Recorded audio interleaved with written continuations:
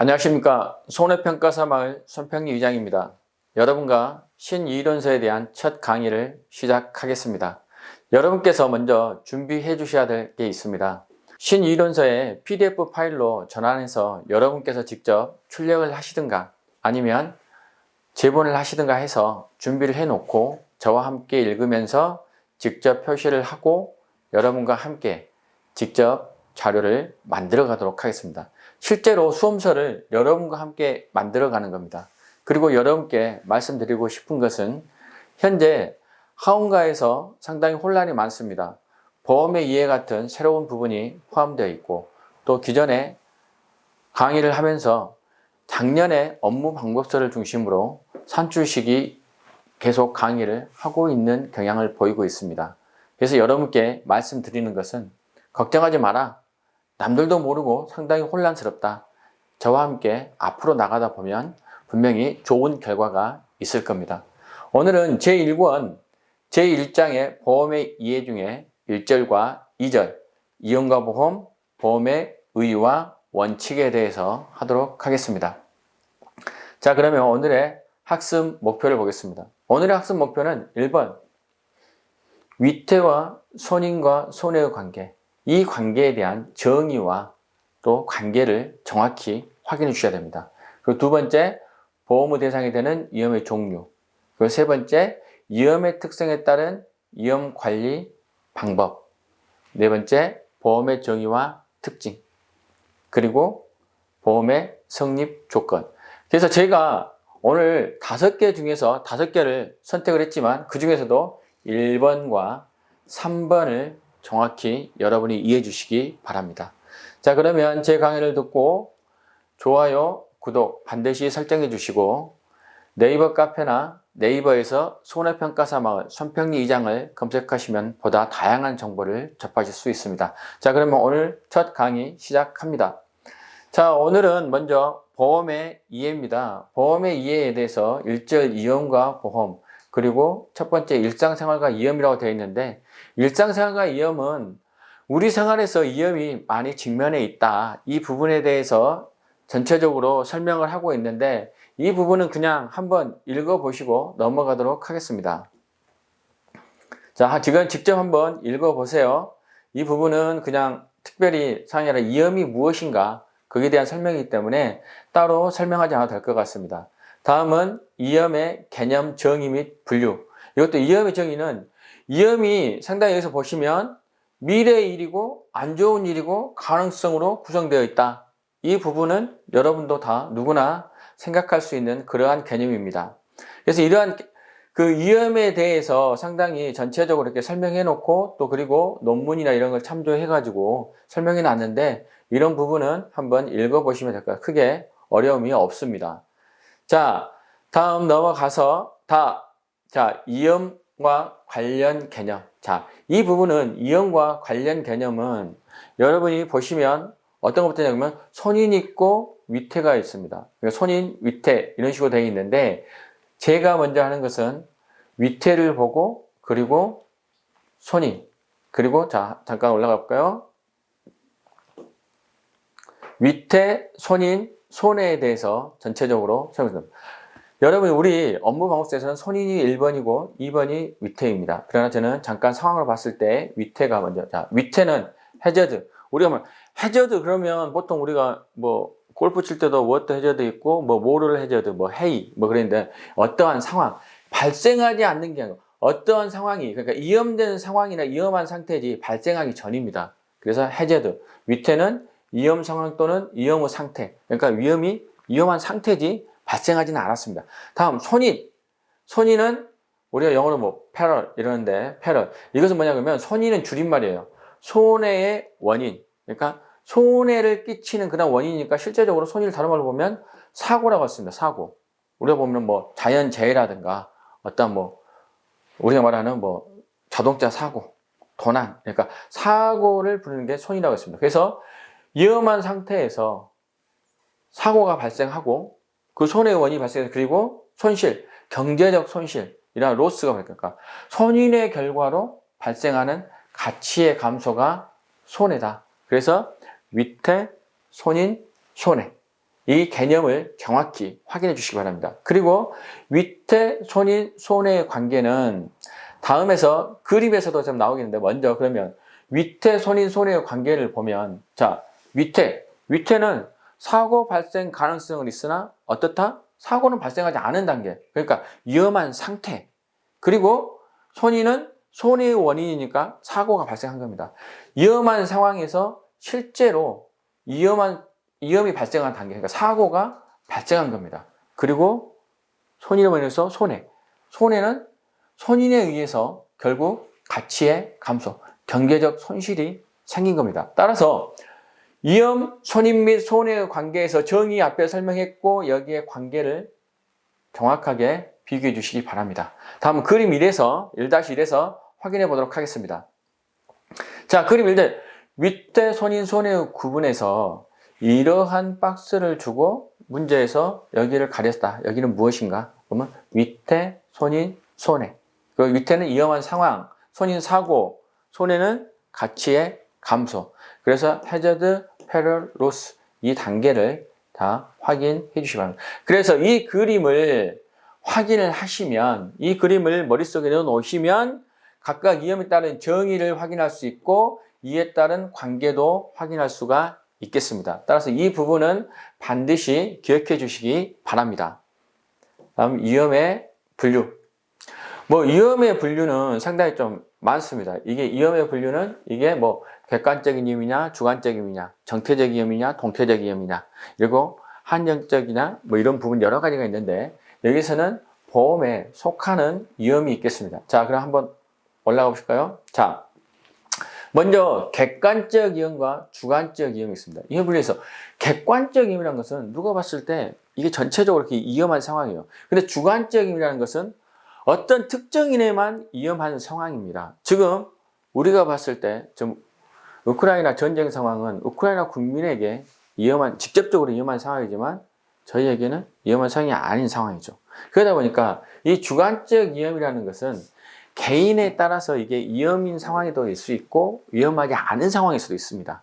그래서 보험이 되는 위험, 보험의 대상이 되는 위험은 객관적인 위험이 돼야 되겠죠.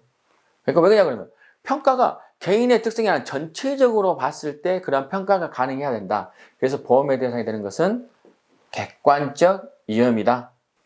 자, 그 다음 위험의 순수 위험과 투기적 위험이다. 자, 순수 위험은 원래의 상태에서 손실만 있는 거예요. 그러니까 0에서 마이너스 무한대가 있는 거지만 투기 위험이라는 것은 복불복, 엄청나게 돈을 벌 수 있거나 아니면 우리가 흔히 말하는 깡통을 차거나 그래서 마이너스 무한대에서 무한대. 그래서 투기적 위험은 보험이 아니다. 왜? 보험은 손해보험은 전에 손해보험 기준했을 때 이득의 금지니까 순수 위험. 그래서 순수 위험은 손실의 기회만 있고 이득의 기회가 없다. 그래서 보험에서는 순수 위험이다. 자, 순수 위험에는 자 보시면 재산 손실 위험, 간접 손실 위험, 배상 책임 위험, 인적 손실 위험. 자, 이러한 게 있는데 우리가 말하는 재산적인 거나 간접적으로 발생한 거. 간접적이라는 것은 예를 들어서 버섯 재배사에 화재가 났어요. 그러면 실제로 버섯 재배사에 문제가 있지만 화재가 나서 버섯 재배사에 대한 손실이 있지만 간접적 손실로는 버섯을 키우지 못해서 버섯을 키웠다면 판매를 해서 거기에서 이득을 취할 수 있고 그 이득을 가지고 새로운 물건을 살 수 있는데 그런 걸 하지 못했다는 거고 배상 책임 위험은 우리가 시설이나 이런 쪽에서 화재 대물 배상 책임인데 이건 뭐냐 그러면 보험증권에 기재되어 있는 그러한 그 보험 목적에서 화재가 발생해서 타인의 재산상의 손해를 발생해서 배상의 책임이 발생한 게 그런 배상 책임 위험이 있고 인적 손실은 사람이 다치거나 사망하거나 그런 관계죠. 자, 그래서 보험에서는 뭐다? 간접 위험이다. 아니, 보험에서는 어떤 위험이다? 순수 위험이다. 순수 위험이 보험의 대상이 된다. 그래서 여기는 기본적으로 배상 위험이 뭐다 이런 데 대한 설명을 쭉 다 설명해 놓은 겁니다. 배상 책임 위험은 뭐다? 인적 손실의 위험이다. 이것은 그냥 읽어보시면 될 것 같습니다. 자, 다음은 정태적 위험과 동태적 정, 멈춰 있는 겁니다. 동태는 움직이는 겁니다. 그러면 위험이 예를 들어서 태풍이 불었다. 태풍이 계속 부니까 일정 기간하고 끝나는 거지 않습니까? 그래서 끝나서 그 과실에 어떠한 태풍이 인해서 나무가 쓰러지거나 나무 피해가 발생하거나 뭐 과실 피해가 발생하거나로 이렇게 그 끝나면 예측할 수 있고 그거에 따라서 향후에는 변하지 않을 거라는 그런 멈춰있는 외이지만 동태적 힘이라는 것은 이게 그 발전을 해서 이게 점점 더 확대가 되는 거죠. 그래서 우크라이나의 전쟁으로 인해서 곡물 가격이 상승한다든가 그리고 원유 가격이 상승한다든가 그 원유 가격이 상승함으로 인해서 반도체 가격이 상승하고 반도체 가격이 상승하면서 컴퓨터 가격이 비싸지고 그리고 우리 실생활에 어려움을 겪는 그러한 동태적인 것은 한정되지 않는 거죠. 그런 것은 보험에서 뭐다? 보장해 줄 수가 없다. 그러면 뭐 전쟁, 내란, 폭동, 소요 이런 것은 면책으로 아예 그냥 보험 시작할 때 이걸로 해서는 뭐 보상하지 않는다. 아예 그냥 면책 조항을 넣어놓은 겁니다. 그래서 동태적 위험은 보험의 대상이 아니고 정태적 위험이 보험의 대상이다. 그럼 정태적 위험은 화산 폭발, 지진 발생, 사고와 같이 시간의 경과에 따라서 이게 어느 정도 예측이 되는 거예요. 예측이. 그러나 동태적 위험은 예측이 불가능하고 그리고 보험으로서 보상하기에는 너무 큰 피해다. 다음은 특정적 위험과 기본적 위험. 자, 네 번째. 그래서 보험의 대상이 되는 것은 뭐 특정적이냐 기본적이었을 때 특정적 위험이다. 왜 그러냐면 위험의 범위가 한정이 돼 있어야지. 그게 넘어선다. 그러면 이건 위험이 아닌 거죠. 대규모 파업이라든가 지금 이거 올해 작년, 재작년 그리고 지금까지 겪고 있는 코로나로 인한 팬데믹 같은 것이 기본적인 위험입니다. 특정적 위험은 이게 한정이 되어 있는 거죠. 그러니까 피해가 당사자에게 한정되거나 매우 제한적인 범위 내에서 손실을 초래하는 위험이다. 그래서 따라서 보험은 뭐다? 보험의 대상이 되는 것은 특정적 위험이다. 이렇게 보시면 되겠습니다. 자, 그리고 여기는 뭐 다른 게 아니라 뭐 담보위험, 비담보위험이 면책위험. 이래서 이거에 대한 정의를 설명해 놓고 있는데 그래서 담보위험은 그냥 보험에서 실제로 보험자라는 건 누굽니까? 보험회사죠. 그러면 우리가 농작물, 가축 재해보험에 따르면 NH손해보험사 여기에서 뭐다? 책임을 부담하는 게 담보위험이고 비담보위험은 뭐 특약이나 이런 게 인해서 계약자와 보험자가 뭐 계약을 한다든가 이래서 특정한 것을 뭐다? 제외한다. 위험을 제외한다. 예를 들어서 비담보니까 책임을 지지 않는다는 거죠. 뭐 가월동성의 부보장, 뭐 일소피해 부보장 특약 같은 경우, 그 다음에 오종 한정보장 특약 이런 게 그런 상황이 됩니다. 그리고 면책위험이라는 것은 이제 보험회사에서 책임을 지지 않는 건데 예를 들면 뭐 보험 사기 같은 경우도 있겠지만 실제로 또 정확히 말하면 뭐 소손의 면책 예를 들어서 시효장부 같은 경우는 10만 원 이하는 보장하지 않는다. 그러나 10만 원을 초과한 것들은 전체 다 보장을 한다. 이런 얘기고 그 다음에 자기부담 비율이 발생했을 경우에 예를 들어서 저가사정에서 착과감소보험금에서 자기부담 비율이 내면 보험금을 지불하지 않는 거죠. 뭐 자기부담금이 예를 들어서 10%다. 뭐 15%다. 그 이내에서 발생한 손해는 보장해주지 않는다. 이런 게 면책위험입니다. 따라서 이러한 것은 담보위험이 뭐냐, 비담보위험이냐, 면책위험이라는 것은 여기에 다 정의가 설명됐고 이해가 있으니까 확인하시기 바랍니다. 자, 그러면 여기서 확인할 수 있는 게 예를 들어서 가로넣기에 나올 수 있잖아요. 그래서 뭐 보험에는 여러 가지 위험이 있는데 그 중에서 보험에 적합한 위험은 무엇이냐? 그러면 객관적 위험. 자, 전체에 다 적용되는 거. 그리고 순수 위험. 그러니까 손실이 최대가 0에서 시작해서 마이너스 무한대 손실이 발생한다. 투기적 위험은 아니다. 그 다음에 정태적 위험이다. 이게 어떤 사고가 발생하고 그게 예측할 수 있고 한정할 수 있는 정해지는 거. 더 이상 변하지 않는 거죠. 그 다음에 특정적 위험. 기본적 위험이 아니라 특정적으로 그 한정되어 있다는 거. 범위가. 그래서 보험에 적합한 위험은 객관적 위험, 순수 위험, 정태적 위험, 특정적 위험이라고 할 수 있다. 그래서 이 네 가지는 반드시 기억해 주시기 바랍니다. 다음, 위험 관리의 의의와 중요성.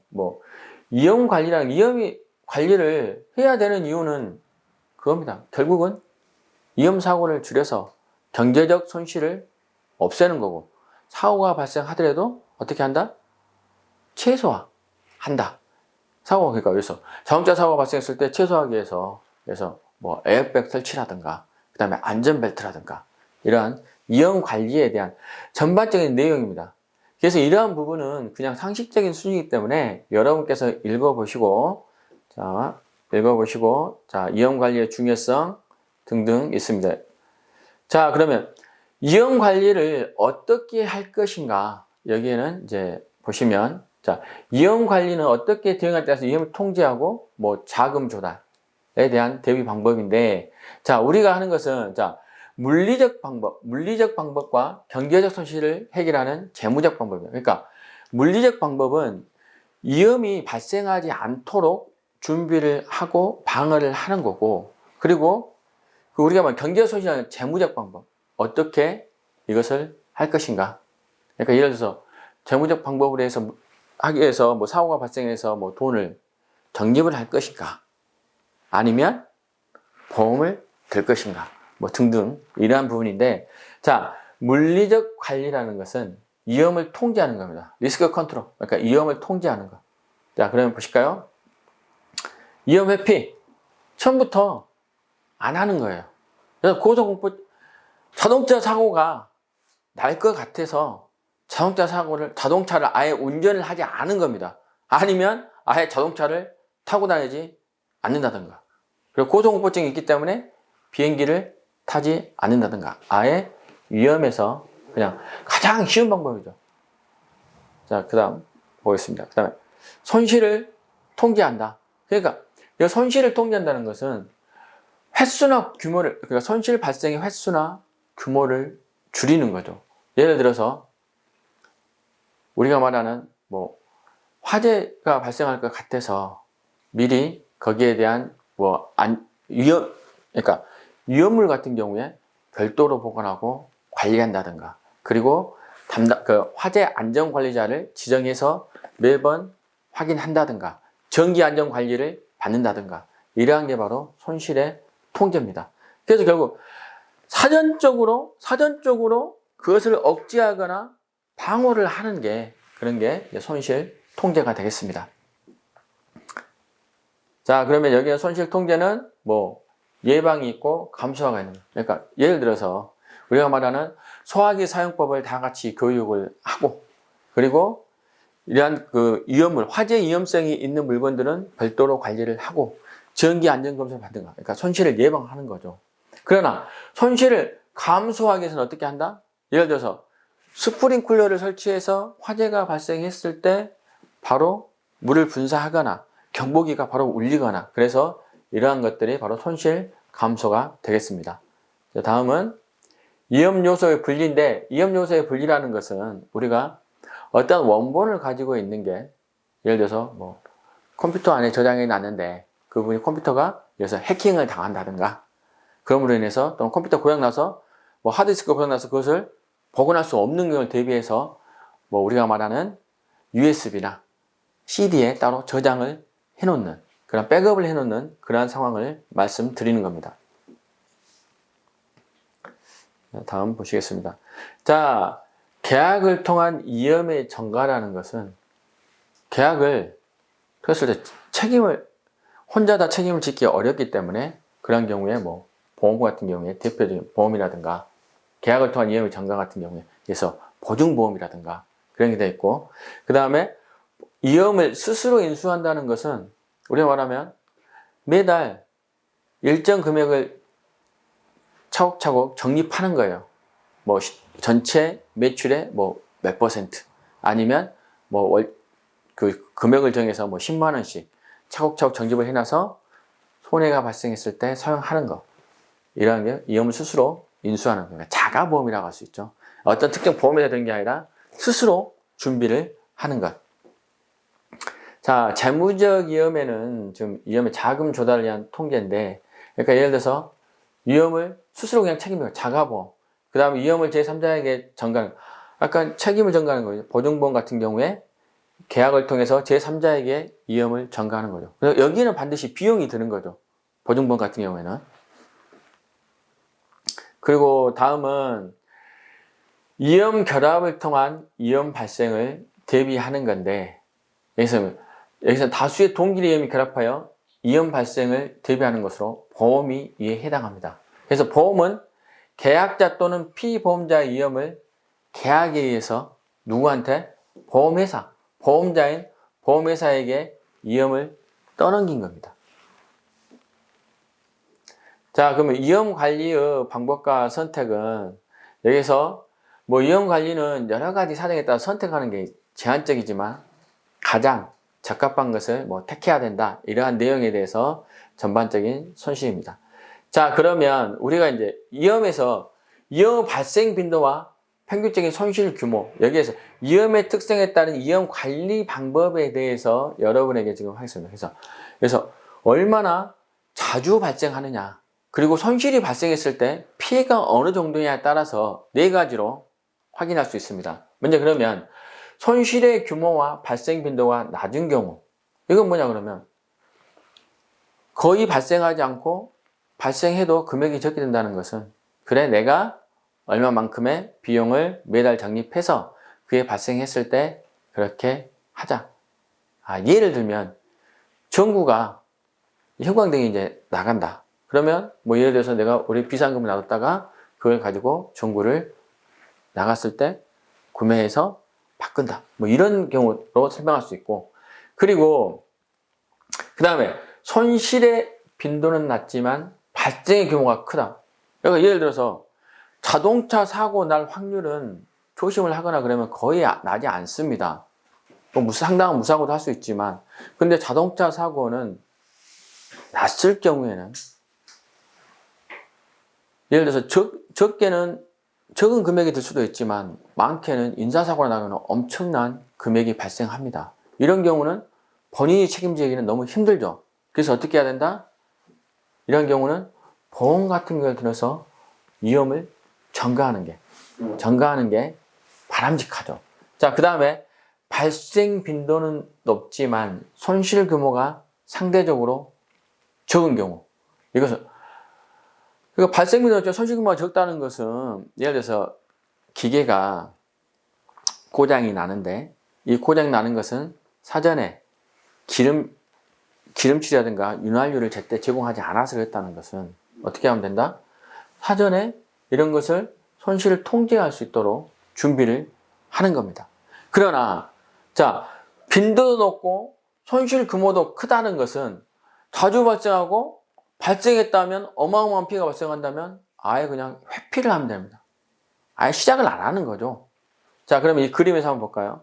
이 그림은 반드시 확인해 주시기 바랍니다. 이 그림은 이 문제에 나오고 다음은 위험 특성에 따른 위험 관리 방법이다.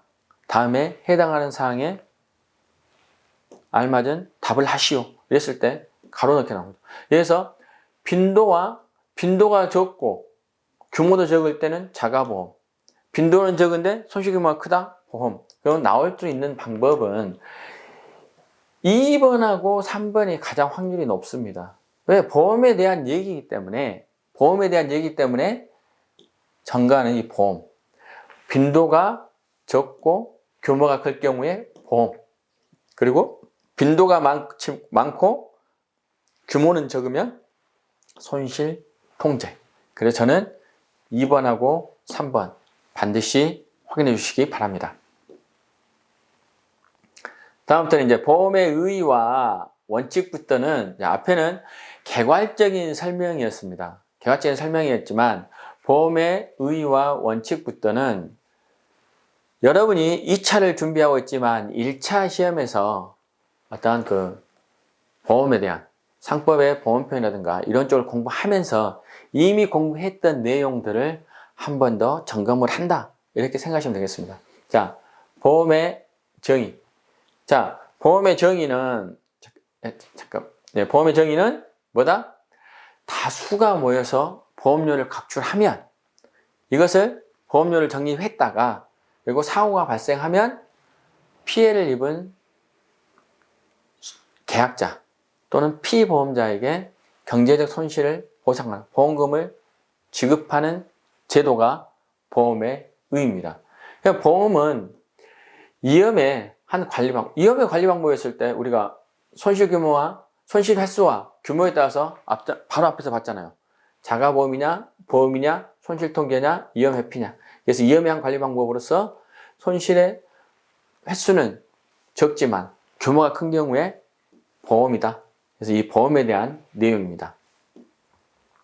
그래서 보험에 대한 내용을 쭉 이렇게 설명하고 있습니다. 그래서 보험의 정의 말씀드렸고, 자, 여기는 여러분께서 그냥 읽어보시면 되는 그러한 내용이에요. 자, 여기서부터 이제 봅시다. 보험의 특징. 자, 여러분이 1차 과목에서 1차 시험을 볼 때 그 보험편에서 여러분 뭐 봤냐 그러면 보험의 원리였습니다. 그 보험의 원리는 첫째, 위험 분산의 원칙이다. 대수의 법칙이다. 수지상등의 원칙이다. 신해성실의 원칙이다. 이득금지의 원칙이다. 비례보상의 원칙이다. 이 부분이 여러분 공부했지만 지금 기억이 가물가물할 겁니다. 이게 이제 1차에서 했었는데 여기에서는 이와 방법에 대해서 약간 다른 용어로서 설명을 하고 있죠. 그리고 신해성실의 원칙은 뭐 최대선의의 원칙이다. 최대선의 원칙이다. 이것은 민법 2조에 따른 어떤 권리와 의무를 이행하는 데 있어서는 신의에 쫓아서 성실히 이행한다.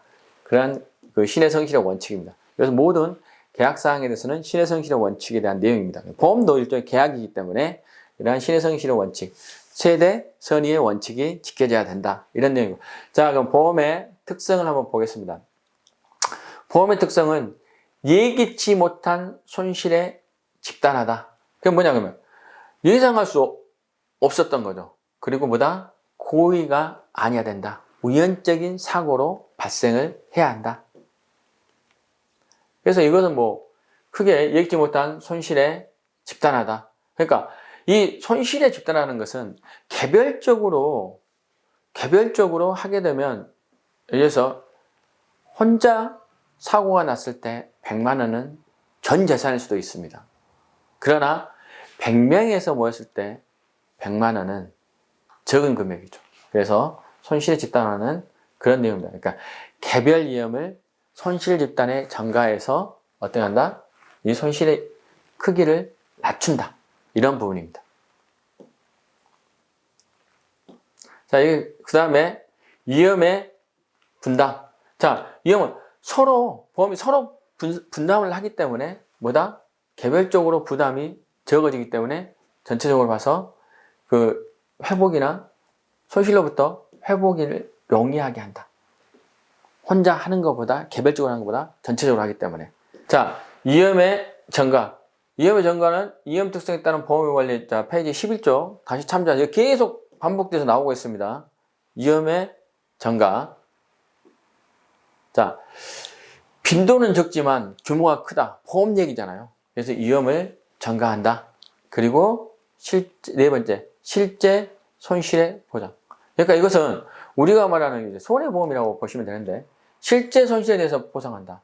그래서 이것은 보험에 실제로 발생한 손해에 대해서만 보상해준다. 이게 뭐 이득 금지의 원칙인데 이거 실제로 발생하면 더 많은 걸 해준다는 것은 뭐 보험 사기라든가 이런 부분이 상당히 많이 도덕적 모럴 해저드가 발생할 가능성이 높기 때문에 실제 손실에 대한 보상을 한정한다. 이게 바로 이득 금지의 원칙.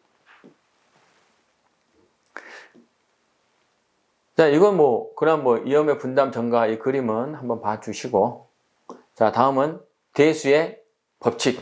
대수의 법칙은 보시면 영어로 The Law of Large Numbers인데, 대수의 법칙은 뭐냐 그러면 표본이 크면 클수록 정확하다. 그래서 어떤 사고로 한정되거나 이런 예측이 정확하다는 거죠. 그러니까 표본이 소수일 때는 그 개별적인 고유의 성격을, 그러니까 그 개별적인 속성을 파악하는 데는 좋지만 표본이 다수이면 전체적인 일정한 패턴을 해서 언제 교통사고 같은 경우에 주중에 보다는 주말에 발생 확률이 높고 그리고 주말에서도 어느 때 발생이 높고 날씨에 따라서 어떻고 이러한 일정한 패턴에 따라서 하기 때문에 보험자는 보다 정확한 손실을 예측할 수 있습니다. 그래서 거기에 따른 뭐 보험료 산정이라든가 이런 부분이 더 원활하겠죠. 그래서 표본이 크면 클수록 예측된 확률이 가까워지는 통계학적 정리를 대수의 법칙이라는데, 대수의 법칙이 뭐냐고 물어보고 그래서 우리가 그러니까 보험의 원리 중에서 대수의 법칙, 이게 뭐다?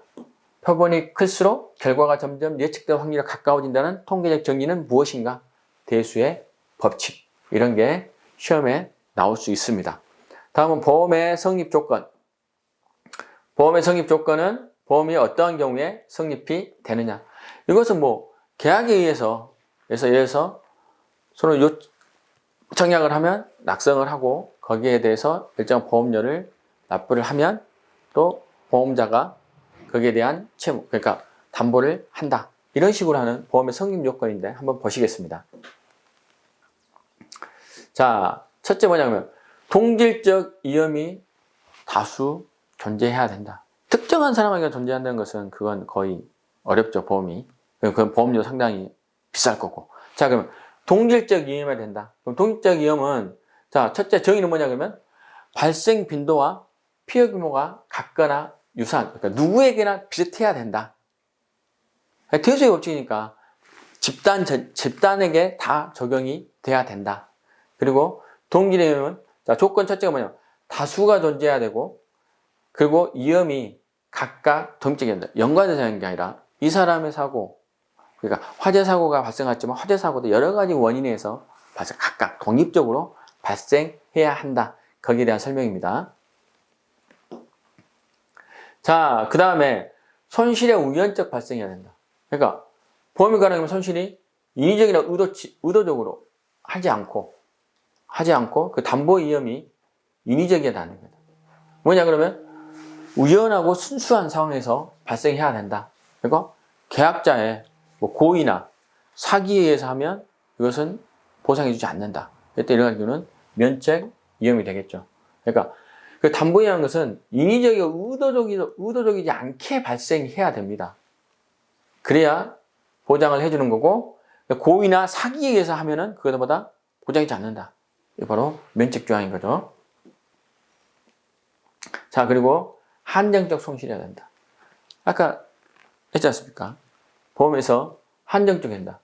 그러니까 특정적 위험, 그러니까 우리가 말하는 위험 중에서 특정적 위험이어야 된다.